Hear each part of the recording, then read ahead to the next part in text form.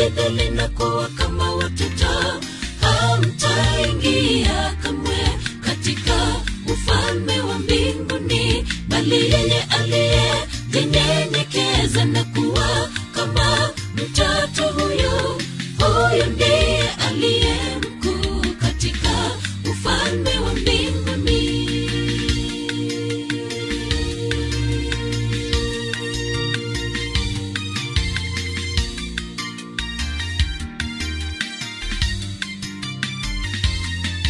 Acheni watoto waje kwangu, maana ufalme wa mbinguni ni wao.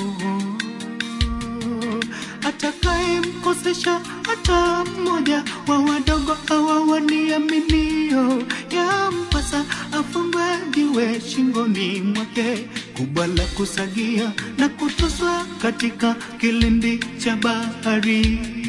Yampasa afungwe jiwe shingoni mwake, kubwa la kusagia na kutoswa katika kilindi cha bahari.